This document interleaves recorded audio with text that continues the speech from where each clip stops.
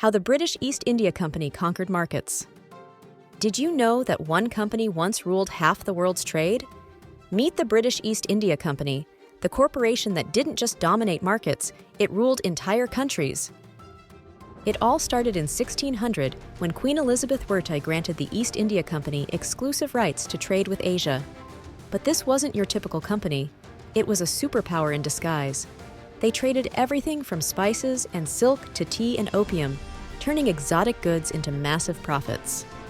Fun fact: at its height, the British East India Company controlled half of the world's trade and had its own private army of 260,000 soldiers. That's more than the British Army at the time. Imagine a company like Amazon or Apple today having a standing army. It's wild to think about. Here's where it gets even more interesting.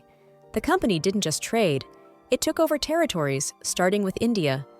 By signing treaties with local rulers, they established trading posts that turned into fortified cities.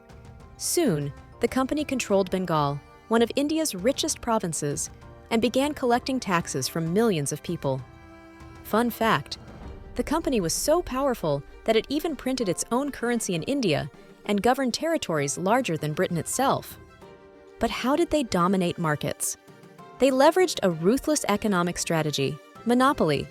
For example, they made sure that Indian cotton and spices were sold only to Britain, while flooding India with cheap British-made goods. This destroyed local industries and funneled wealth straight back to Britain. And let's not forget the role of tea. By the 18th century, the company turned tea into a British obsession, importing millions of pounds annually. Fun fact: the infamous Boston Tea Party that triggered the American Revolution?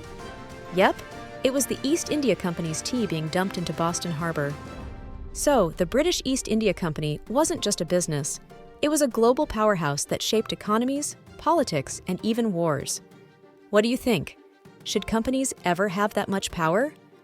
Let me know in the comments, and don't forget to subscribe to The Social Lens for more captivating stories about history and economics.